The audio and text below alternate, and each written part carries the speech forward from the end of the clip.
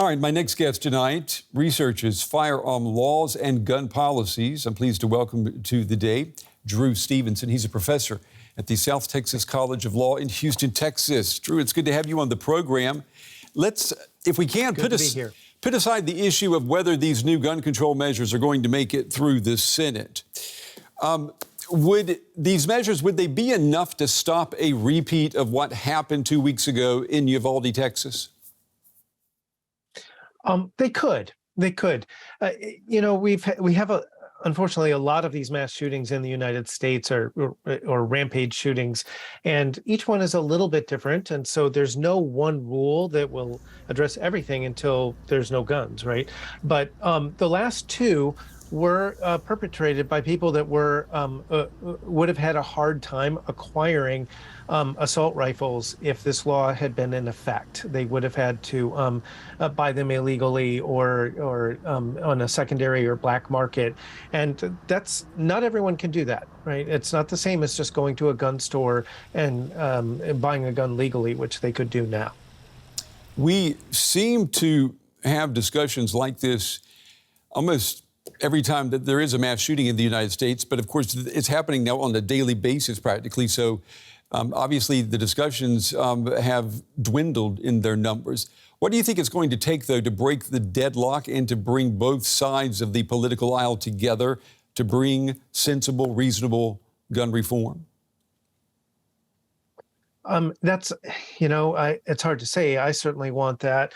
I will say that we have more serious negotiations taking place in Congress and in the Senate than we have had in probably 10 years. And so it's still too soon to say for sure what's going to happen in the Senate.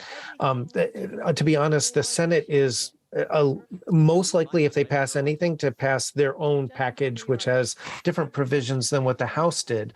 But it's a little too soon to say.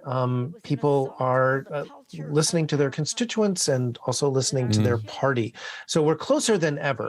If there's a chance that we could get some change or some reforms this time, but whatever we get will be incremental because it will have to be quite a compromise. Well, raising the age, for example, from 18 to 21 in order to buy automatic firearms, that seems to be something that most people would agree on, and yet we just saw senators right there saying that this is against our Second Amendment rights. So, right. And if I could just correct one little thing you said, sure. This is really about semi-automatic rifles, not the full. Right. You can't buy a fully automatic machine gun new at the store anymore in the United States, but you can get these semi-automatics that basically will fire as fast as you can pull the trigger. And that's what this law pertains to. I listened to those comments from the people in the House and Senate, and they're actually not saying that this law undoes the Second Amendment. They're saying that it's basically a slippery slope argument, that this is just one step and it will never stop until the Second Amendment is gone. And that's, to me, logically, that's kind of a weak argument.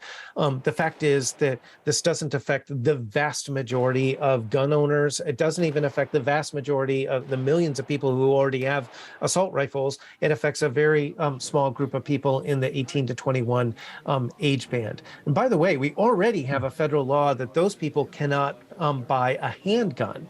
And so this particular provision would really just be bringing symmetry to the laws we already have on the books about handguns. So there's a federal law that prohibits anyone under 21 from buying a handgun. But if you're buying a handgun from a dealer, from a licensed dealer, you can receive one as a gift or as a trade, or if you have a friend who wants to sell you one informally, something like that, right? Under 21, you can get a handgun. But if you go to a gun store, you cannot buy a handgun if you're under 21, but you can buy an assault rifle. And that's kind of a contradiction.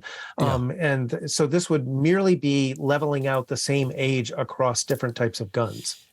Let me ask you, in terms of presidential power, could President Biden, could he declare a national emergency on gun violence and push through maybe an executive order if lawmakers failed to enact anything? There are some things that Biden could do by executive order. At some point, there's a political cost, right? We don't want presidents just declaring a national state of emergency or martial law or something every time they don't get their way in Congress. But there are some things, not raising the age, but there are.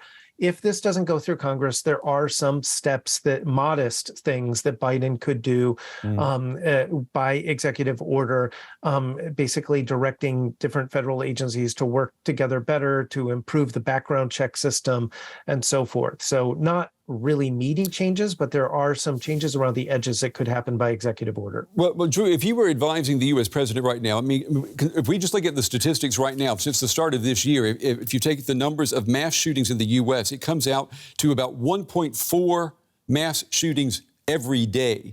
Does that not constitute a national emergency? Well, it's certainly a crisis. I mean, it's heartbreaking, and that's part of why I've devoted my research to this issue. That it is very upsetting. The problem is that it's become an entrenched party position between our two parties, and part of the political gridlock we have is that most of the gun owners in this country, most of the guns are owned by rural voters. Most of the gun violence is concentrated in high densely populated areas like cities. And the way our election systems work, this is oversimplifying, but basically rural voters, their votes count more than people in the cities. And so they have the guns and they're less affected. The rural voters who have the guns are less affected by the violence. And so that's part of our political problem with this issue in the states. Yeah, but it's good that you explained that, because I think it helps our viewers understand a little bit more why we have this political logjam all the time. Drew Stevenson, professor from South Texas College of Law. We appreciate your time and your insights tonight, Drew. Thank you.